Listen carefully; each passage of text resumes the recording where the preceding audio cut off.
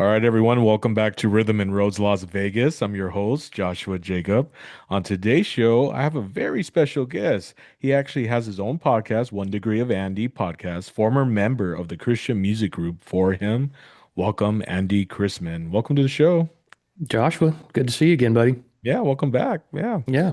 And I really enjoyed our last conversation. It was truly a blessing to hear your testimony and just the journey of For Him. And I've even been blessed by your show, your podcast. I've seen the guests on there, and I'm like, wow, these are legendary artists as yourself that have been around since the 80s and the 70s, the 90s. Great testimonies and stories. So, Yeah, thanks. And I will correct you just a little bit. You say former member of the group For Him.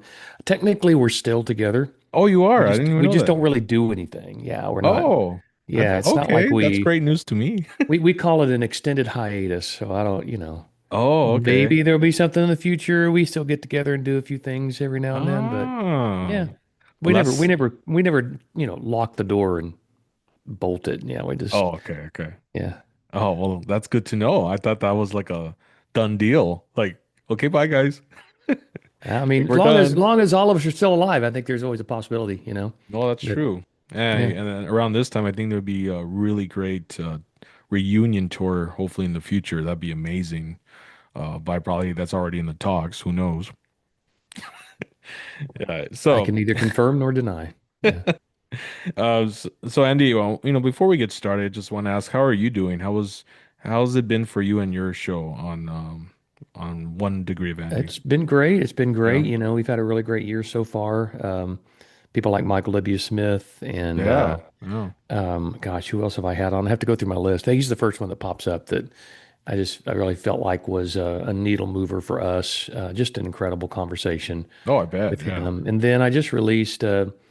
I don't know when this is going to air, but we just released an episode that I had with my friend James Robinson, who passed away here recently. He was a real Oh, that's mentor right. I to saw the me, and photo of it. Sorry about yeah, your friend. one of the great American evangelists of the 20th century, and Wow. just one of those guys that had a huge impact on this country and overseas. And Yeah. so yeah, I was able to get a little conversation with him, Wow. just one on one before he passed, and that was really special. So yeah, podcast is doing really well, and I really enjoy doing That's it, good. and it really does open a lot of doors for other things that I like to do. So Well, that's good. Yeah. yeah. And one of my favorite guests also besides Michael W. was John James. Oh yeah, John was Like, on oh this my season. God. Yeah, he was great. Yeah. Yeah, Especially he his was new book fantastic. coming out too next month. I'm looking forward to reading Yeah. it. Uh-huh. But we're here to talk about you, sir, and I'm going to now Okay. switch the direction onto your solo album, One from 2004. When I listened to that song, Believe, the lyrics really just spoke to me, brother. Like Mm, it's very true. It hits hard, right? I mean, that question, why do you believe, right? Like, right. so yeah. So Yeah. if you want to first take it back of just the Yeah. inspiration behind that album of why, the idea behind it.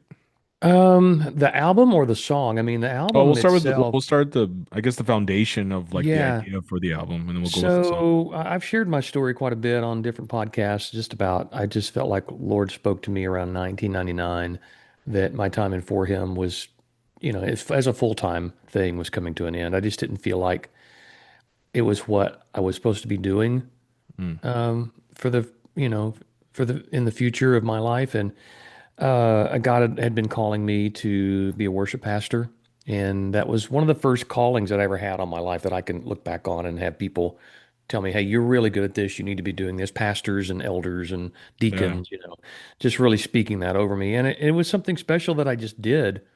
Every once in a while, the little church that I went to in Mobile, Alabama, where we lived, would ask me to lead worship on a Sunday night or a Wednesday night when I was home. And when I did, you could just feel the anointing. wow, You're like, yeah, this is what I'm supposed to be doing. So God was really speaking to my heart during the late 90s about your time with For Him is coming to an end, and there's something else I have for you. Well, I assumed it was worship, but I also knew I wanted to try making a record by myself without the other guys, yeah, not having their filters. And there were a lot of conversations that we all had, down through the 20 years that we were together of, what if we did this, or what if we made a record like this, or what if we recorded a song like this, or I would actually really like to sing that, and I would like to sing that. There's always those negotiations that go on Right. when you're in a group and we all own 25% each of the company. So, it's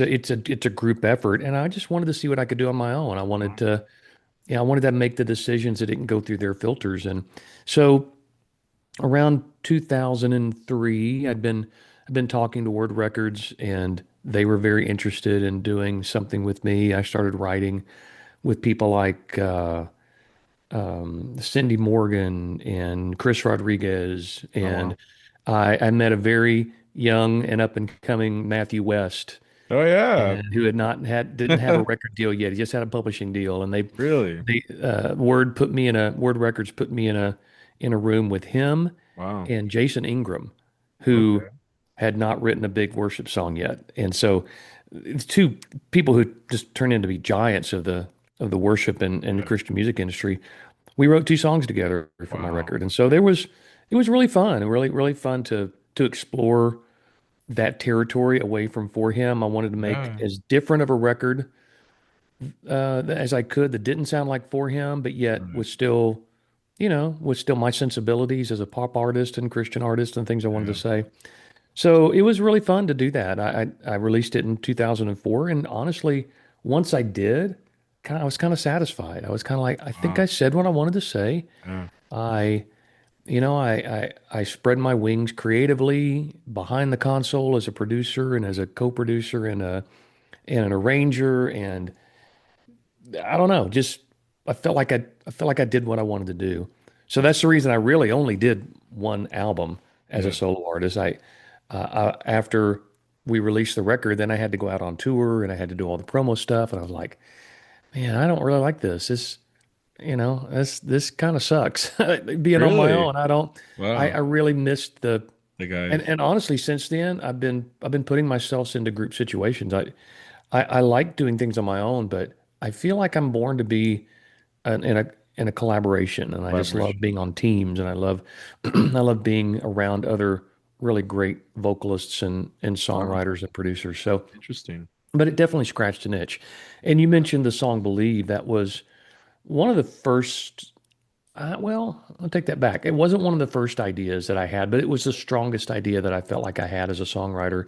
I co-wrote every song on the record, and every one of the songs that we put on that record started with me. Yeah. Like I had the idea going in of like I want to say this or I want a song about this, and that song "Believe" was produced by Greg Beek. And as I was sitting with Greg in the studio, we started writing together, and I just said, I've always wanted to have a statement of faith. Like I want people to hear this record, Yeah. and I want them to know that guy's a believer in Jesus. Like I've always been fascinated by the passage of scripture that Jesus says, "If you confess me before men, I'll confess you before my Father." Mhm. I'm like, well, what a great platform I have. I can confess Jesus Yeah. before all men by Hmm. recording a song about it. And Greg and I were talking, and I was like, I don't think there's ever been a song written that has the Apostles' Creed in it. Wow. And so we looked up the Apostles' Creed, and it's not something that we grew up saying in the Baptist church or even in the charismatic church later on. It was Yeah. more of a Catholic, uh, more liturgical type of thing that hadn't made its way really into non-denominational and Baptist churches.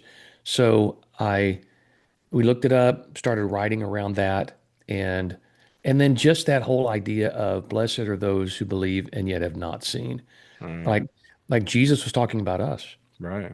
in that passage of scripture. He's telling the disciples, "You have seen and you have believed, but blessed are those who have not seen and yet believed." Yeah. And so we started marrying those two ideas together of I've never seen your eyes or a smile across your face. Like I've never seen the face of Jesus, but yet I still believe. And and then we go into the Apostles' Creed. So Yeah. that ended up being the biggest song on the record. And I will tell you this, this is why I'm not a record executive or a marketing person, Hmm. is because everybody around me told me that's the first single. You got to go with that. And I'm like, but that's the one that feels like the most For Him. I'm Really? like, I don't want that to be the first single. I wanted a song called Complete, which I felt like was total opposite direction than For Him would go. And it did okay. And I had a couple other songs that did okay, but when Believe came out, um, it was it stayed in recurrence. And for your listeners, something that recurrent means that stations just continue to play it over and over and over again for years. That like it stays in their rotation of songs. Well, So that's good. that had a heavy recurrent Yeah. um, pattern to the life of that song. And so, yeah, that's the story behind the record and the story behind Believe. Wow. No, I gotta say, yeah, I even played it over a few more than once because it does. But the thing is, it's not just because it sounds great and all that. It does, but I think it's just really how it's written, the lyrics, right? It Hmm. really speaks home, and it spoke a lot to me. And yeah, you kind of listen to it and you're like, wow. See what I mean? It's like, and that's what I love Hmm. about songs from even back in the era, even the 90s.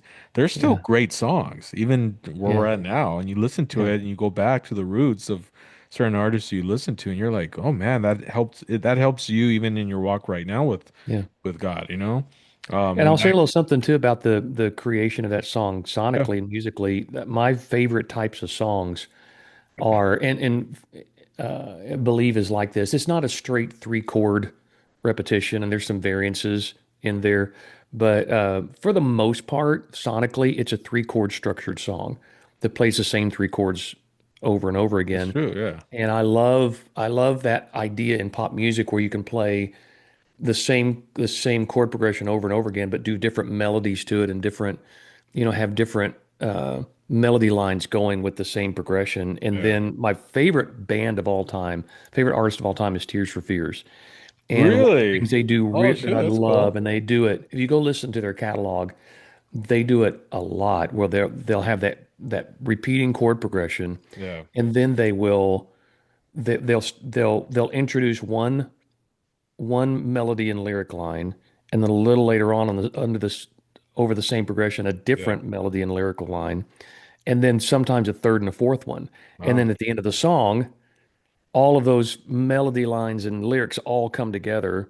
And it's just, to me, it's just this glorious experience of, wow, you were building this the whole time. Oh And it man. got to the very end, and you're like, oh, now all these things are happening at once. And it just, to me, as a musician and Yeah. as a producer, that's brilliant. I love that idea that you can do so many things with the same chord progression. And so that's kind of the idea that the music of Believe was built on, was I want that. Like I want. And so and again, if you go back and listen to that my solo record, Hmm. you'll hear that several times. That's the way I'm built musically, the pop sensibilities that I Yeah. have. I'm like, I always want to do that. Like I feel like all these elements we've been building throughout the song coming together at the very end just makes it a really beautiful experience. Oh yeah, man. And thanks for sharing that. That's interesting about Tears for Fears, which I do love the lead singer's solo album, Elemental. Hmm. Yeah. Have you heard? Yeah, Yeah. that Rolling that Over the album. Ball. Yeah. Yeah. I mean, it's still Tears for Fears, but Oh right. it's Oh, that's yeah, right, it Elemental is is. a Yeah. great record. So is Raul Yeah. and the Kings of Spain. Mhm. Yeah, that's some of my favorite stuff that's ever been Wow. recorded. Have you ever seen them live? Oh yeah, Oh, multiple times. oh, that's Sure good. have. Yeah. Well, thank you, Andy, for sharing on the album, and I Thank encourage the you. viewers to check it out and Yeah. especially Believe. It's a great song. And so now I'm transitioning this to For Him. Okay. Now when I was probably a teenager, I that was a long time ago, but there's a song A lot called The longer for Only me than it was for you. So take solace in that. Okay. There's a song called The Only Thing I Need. Yeah. That's a interesting song, but I love the way it's sung because I don't know which member of the group would sing those. He had a unique voice that even my own father, because he's a singer and musician, he's like he sounds like someone from probably like Boston, Kansas, or one of those classics. But it sounded good, right? And I'm like, yeah, I don't know who that is. Who is it? Oh, so you don't know? I don't know. I Okay, mean, is it's that John you? Anderson of Yes. Yeah, it's John Anderson of Yes. Um, Oh wait, and what? That's John yeah, one of the Anderson? great voices in rock No history. way. Yeah, so the way Wow. that came about was we were we signed on to be a part of the album My Utmost for His Highest. No, I'm sorry, that's a different album. Streams Okay. from the book Streams in the Desert. Okay. And Brent Bourgeois was helming that project, and we because of our work with him on that album, we were Yeah. like, we want Brent to produce on our Wow. next record, and it's one of the best decisions we ever made. But Wow. Brent wrote this song, and he had us in mind to sing it. So he's in Nashville at Dark Horse Studios, legendary studio in Nashville, Okay. cutting the tracks for this. Well, just so happened that John Anderson was really good friends with the guy that owned the studio, and he was in a room next door writing. Wow. And they took a break, just like if you've ever been in a studio, with multiple rooms going at the same time. Right. This has happened to us many times. You just run into people, Yeah. and you're just That's like, cool. oh, wow. I remember being in LA at Ocean Way, and we come out of our studio working on our record, and Pink comes out of her studio working on her Pink record. came Oh, out? yeah. Oh, Oh that's my Pink. Hey, how God. you doing? They're going to get coffee, and you're going to get a snack, and then you say hi, and you go back in your studios. Yeah. BB and CC Winans the same way. First time we ever met Wow. them, we were at the old Omni Studios in Nashville, which is not there anymore. We were in the A room, they were in the B room, That's and cool. you go out to get coffee or Yeah. get something to drink, and you're like, oh, hi, BB, yeah, and you're like, oh yeah, we're next door doing this, and Yeah. so those kind of things happen all the time That's awesome. in big Wow. studio experiences. So it just so Yeah. happened that John Anderson was next door with the guy that owned the studio, and he just wandered out and heard something going on in the big room where they were tracking, and just walked in and said, "Hey, man, this is really," just stood in the back of the room. And of course, Wow. Brent, or I'm sorry, yeah, Brent was who was producing, was turning around like, "Oh my gosh, it's John Anderson," and John was just commenting on the beauty of the song that he was recording, and he said, "I'd love to sing on something like that someday. That's really beautiful." And Brent just says, "Go jump on the mic, see what you can come up with." So Oh all my all the God. baden do baden day, all Yeah. that stuff was John Anderson, and he recorded over the whole thing, just basically almost like a solo song. So we get a call from Brent after that session. He just said, "Hey guys, I got some bad news. Here's what happened." Told us a story about John wandering in and recording. He goes, "There's no room for him now sonically on this song." He said, "I think I'm going to probably," and I think this is what he said. It's my memory. He said, "I'm just going to call Smitty, and Smitty was going to be on a different song. I'm just going to pull him over here on this song Yeah. to do this one." And we were collectively like, "Hang on a second. That's not fair. We never get to do songs with other artists Oh because we're a yeah. group. Right. There's very little sonic room left to Right. bring in a guest appearance by somebody." And we were just like, "Can you just let us try it when we come in to record?" And he goes, "Okay, yeah." He said, "I'll hold off on bringing Smitty in. Yeah. We'll bring you guys in, and we'll see what we got." So I basically recorded over a lot of his stuff. We kept all of the vocal things he did at the beginning, and then we kept his line on the chorus. And then I came in and doubled him. "The only thing I need I already have," and then I would sing, "The only thing I need I already have." So Oh, it was oh. like I was singing in the studio with him. We never met the guy You ever. never met the guy. Oh my Never met God. him. He did Oh his man. part, and by the time we got to Nashville, he was already back to Canada or wherever he was living at the time. Wow. So, yeah, we never got to meet him. We never got to talk to him. But that song just exploded. Oh yeah. And it was on track to be the biggest single we ever had. And we had some big ones, Wow. The Oh yeah. Basics of Oh Life, yes. Where There's Faith, For Future Yeah. Generations. It was on track to be the biggest song we'd ever recorded. It's my favorite song we've ever done, Yeah. and just by a mile. And Interesting. Wow. it just so happened that uh, network at the time, I probably shouldn't say names here, but you can edit that out if you want, but there was a very big network, and there was another really big station in Texas that found out that John Anderson was the voice on that, and Oh that he wow. wasn't a believer. That he wasn't? He wasn't a believer, no. Oh, right. And they were like, we can't promote a song and put it in heavy rotation by that's sung by someone who's not a believer in Christ. Oh wow. And we're just like, we're devastated. We're like, Oh this thing is man. flying up the charts. Oh It's in heavy yeah. rotation everywhere it's going. Oh my People are just God. going nuts about it. And it basically killed the momentum of the song. It never reached number one. It never And did? Never reached number one. No, Oh and man. Word Records, who we were on at the time, Yeah.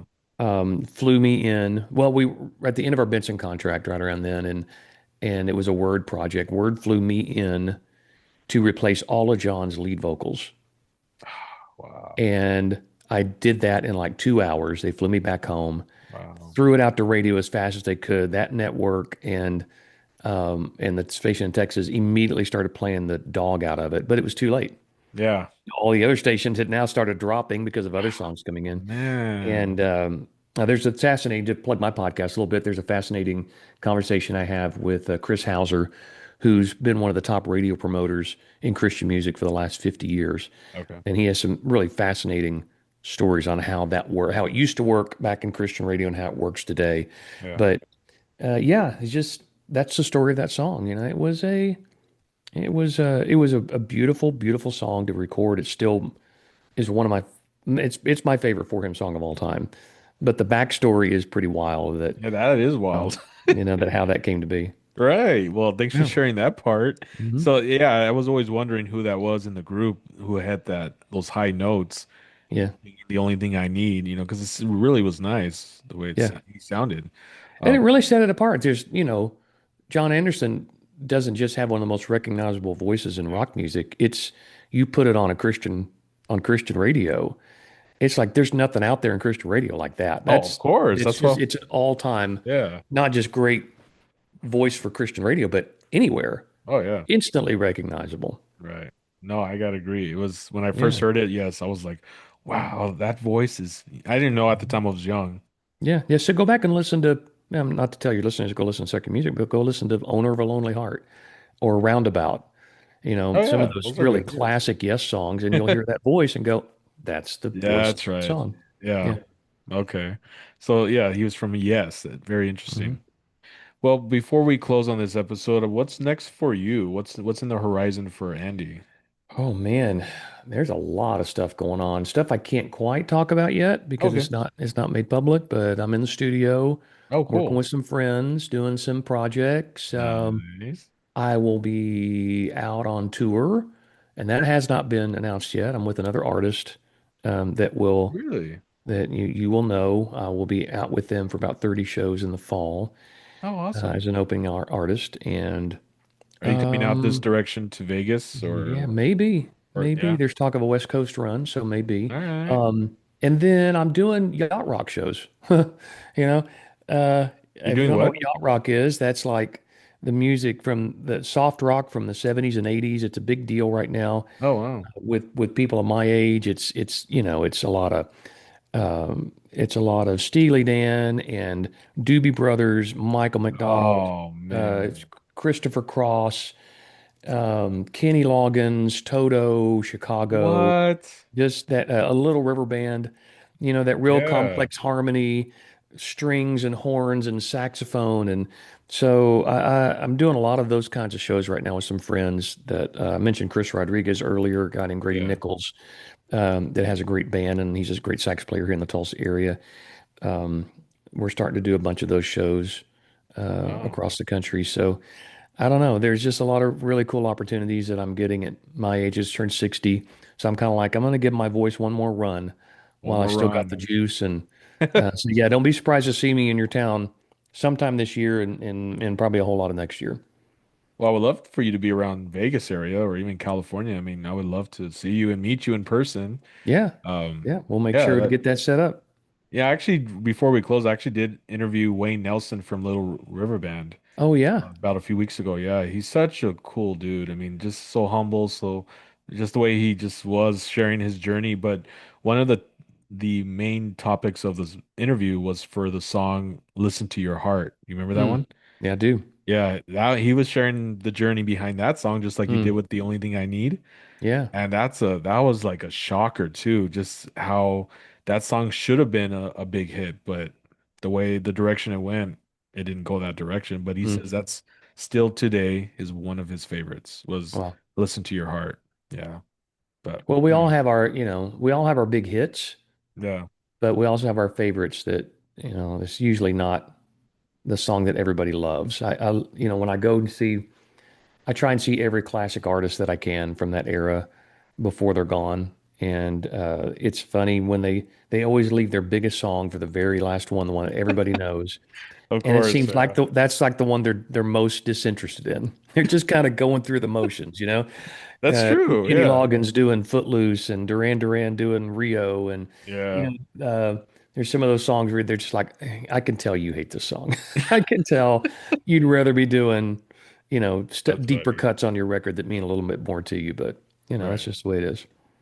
Well, Andy, I just want to say thank you again for coming on the show. How can the viewers find your podcast and stay up to date on the links on your Instagram and everything else? Yeah, so I'm pretty much the only Andy Chrisman out there. I'll pop up pretty quickly if you type in my name. But we're now on YouTube with the podcast. So Awesome. Yeah. just search 1 Degree of Andy on YouTube. Make sure to subscribe because we've got new episodes coming out every week, and they're just to me they're wonderful. I just Definitely. think they're iconic conversations. And then yeah, andychrisman.com has all my information where you can follow me on socials. You can see where I'm going to be in concert. Yeah. You can check out my radio show, which is nationally syndicated and internationally syndicated, actually.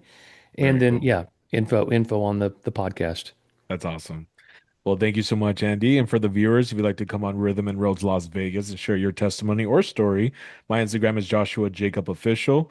I believe every story matters. Every story can impact someone's life to keep going with their dream. They could be on the edge of giving up, but one testimony, one story can change their life to keep going. And so I just want to say thank you for those viewers who have watched the shows on Andy's and mine as well. So thank you so much, Andy Chrisman, for coming on the show. It's been such a blessing. Enjoyed it.